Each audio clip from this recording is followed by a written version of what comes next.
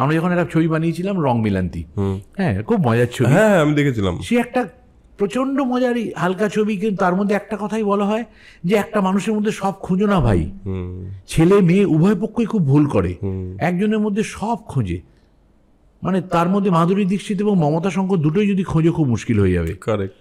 এবং তুমি ওই ছবিটাতে একটা খুব রংলান্তি বললে আমার জাস্ট ইমেজটা চলে এলো মাথায়। তুমি একটা অদ্ভুত ট্রিটমেন্ট ইউজ করেছিলে, তো হলো কন্টিনিউয়াস একটা অদ্ভুত রেস্টলেসনেস ছিল, পুরোটা ক্যামেরাটা পুরো ছবিটা হ্যান্ডেল, এবং সারাক্ষণ একটা রেস্টলেসনেস, যাতে না ওই ক্যারেক্টারগুলোর যে রেস্টলেসনেসটা সেটা খুব রিলেট করা গেছে। এটা তো মনস্থির করতে পারছে না। কারেক্ট, ওটাই ক্যারেক্টারগুলো তো ঠিক নেই, অস্থির থাকবে সারাক্ষণ, এরকম হচ্ছে জুম হচ্ছে ব্যাক করছে, সেই ফরম্যাটে, ওই ফরম্যাটে আমি একটা অসুখ বিসুখও করলাম, অসুখ বিসুখ দিয়ে ছবিটা নতুন শুট করলাম। তাই সেখানে মোদ্দা কথা হচ্ছে যে তুমি যখন একটা মানুষকে ভালোবেসে ফেলছো, তাকে আর কারোর সাথে কম্পেয়ার করো না। ও এক্সের মতো নয়, এক্সের এইটা কি সুন্দর না, কিন্তু ওর মধ্যে যে অ্যাসেট আছে তাকে ভালোবাসো তুমি আগে। ওর কি নেই সেগুলো নিয়ে হাউতাস করো না, জীবনে কোনোদিন সুখ পাবে না, নেভার। ওইটুকু বলবার জন্য ছবিটা দরকার। Right right right. এবং পরিণতিতে গিয়ে শাশ্বত এবং চূর্ণীর যে চরিত্র ডিভোর্স হয়ে যাচ্ছিল, তারা ফেরত চলে আসে, সমস্যাটা আলাদা, ইম্প্যাক্টটা অন্য জায়গায় গিয়ে হয়। এটা কেন করছো তুমি? এমন একটা সময় দাঁড়িয়ে করছো, বন্ধু বান্ধবদের বিবাহ বিচ্ছেদ হচ্ছে, চারিপাশে কষ্ট পাচ্ছে মানুষ, ফাইনালি তো বিচ্ছেদটা কষ্টই, উপকারে হোক অপকারে হোক, সেই সময়টা তো তারা কষ্ট পায়। অনেক হেলদি বিচ্ছেদ হয়, যেখানে বিচ্ছেদ হওয়ার পরে দুজনেই আরো ভালো থাকে, মোস্ট ওয়েলকাম।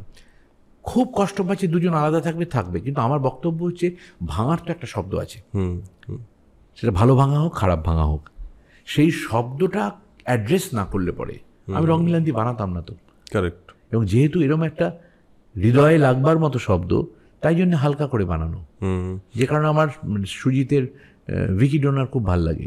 আমি ওই ছবিটার অনেক আগে ল্যাপটপে স্পার্ম ডোনার নিয়ে কাজ করেছিলাম, তারও আগে উৎস হতে টেলিফিল্ম বানিয়েছিলাম, যেখানে স্পার্ম ডোনার নিয়ে কাজ হয়েছিল, সেটা সিরিয়াস বিষয়কে সিরিয়াস ভাবে দেখা হয়েছিল।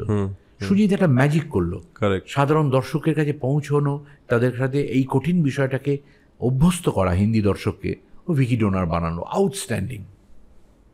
তোমার এই যে প্রত্যেকটা গল্পতে তোমার একটা, তুমি যেরকম বললে একটা স্টেটমেন্ট থাকে, এবং সেই স্টেটমেন্টগুলো তুমি বলছো কোথাও থেকে তোমার, যেমন তুমি বিচ্ছেদের কথা বললে, অর্ধাঙ্গিনীও বিচ্ছেদের কথাই বলে, কিন্তু বিচ্ছেদের পরের কথা বলে, মানে বিচ্ছেদের পরের অন্য একটা অ্যাঙ্গেলের কথা বলে। বলছি তোমার প্রত্যেকটা ছবির মধ্যে এই জিনিসটা থাকে। তুমি আমাকে বলো, তোমার এই যে ফিল্ম মেকিংয়ের জার্নির মধ্যে যখন এই গল্পগুলো বলতে গিয়ে কখনো কোনো গল্প এরকম তো হয়েছে যে গল্পটা না তোমার যতটা ভালো লেগেছে লোকের অতটা ভালো লাগেনি, হয়তো এরকম হয়েছে? এবার এটা হলে তুমি কি ফিল করো? আমি না সত্যজিৎ বাবুর মতো বলতে পারবো না কথাটা, যে আমাদের অডিয়েন্স খুব ব্যাকওয়ার্ড, উনি বলেছেন। হ্যাঁ, এবং সেটা খুব সেলিব্রেটেড হয়, আমি জানি না কেন। হ্যাঁ, সেলিব্রেটেড হয় না, এই কথাটা সেলিব্রেটেড হয়। হ্যাঁ, খুব আধুনিক ছবির জন্য সব দর্শক প্রস্তুত নয়, এবং যখন দেখা যায় যে খুব মোটা দাগের গোদা ছবি হই হই করে বিক্রি হচ্ছে, এবং সত্যজিৎ বাবুর সময়ও তাই হতো। সত্যজিৎ বাবু থেকে 100 গুণ বেশি বিক্রি হতো টালিগঞ্জের অন্য ঘরানার ছবি। যেরকম পশ্চিমবঙ্গের সবার বাড়িতে রবীন্দ্র রচনাবলী আছে বলে আমি মনে করি না, ঠিক যেভাবে মনে করি না পশ্চিমবঙ্গে সবাই সত্যজিৎ রায়, মৃণাল সেন, ঋত্বিক ঘটককে চেনেন। সেটা কত 5% না 6% বলতে পারবো, 10 নয়, আমি জানি। কাজেই এটা মর্মান্তিক, কিন্তু হ্যাঁ, কাজেই তোমার শিক্ষিত নজরে, তোমার বিশ্ব দেখা নজরে তুমি যখন একটা গল্প ন্যারেট করছো, সেটা আমজনতা কিভাবে বুঝে উঠবে? দেখো, এটা নিয়ে আমি একটু ধোঁয়াশায় আছি, যে জন্য আমি কমেন্ট করা উচিত না। কারণ কমার্শিয়াল ছবি বলতে আমি ছোটবেলায় বুঝতাম নিশিপদ্ম, সপ্তপদী, দেয়ানে, হারানো সুর। এই বাবা মারা তাদের সন্তান উৎপাদন করেছেন, তারা আবার তাদের সন্তান উৎপাদন করেছেন যখন আমরা বসে আছি।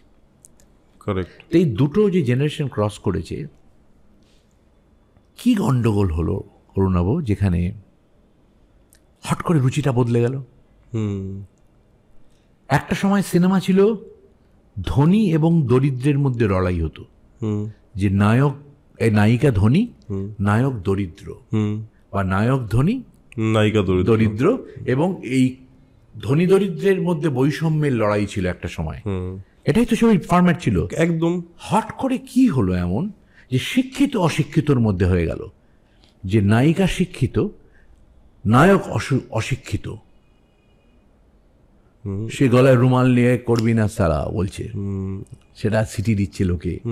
হঠাৎ কি হলো যে অশিক্ষিত নায়ক হয়ে উঠল। কারেক্ট। সাংঘাতিক সোশ্যাল চেঞ্জ কিন্তু। এই যে এটা বিবর্তন ঘটলো, জেনেটিক বিবর্তন ঘটলো। দেয়া নেয়া হারানো সুরের বাবা মাদের সন্তান বদলালো, তাদের সন্তান আরো বদলালো। এখন যে ব্রিড, এরা কি দেখবে? এরা এই অধঃপতনটা নিতে পারেনি। সিনেমা হলে যাওয়া ওই জন্য ইয়াংরা কমিয়ে দিয়েছে। আমরা বলি ইয়াংদের ডাকতে পারছো না, তুমি জেনেটিক্যালি তাদের হল থেকে সরিয়েছো আস্তে আস্তে। গার্বেজ সাউথ ইন্ডিয়ান বানিয়ে রিমেক বানিয়ে ডেফিনেটলি ঐতিহাসিক পাপ এটা।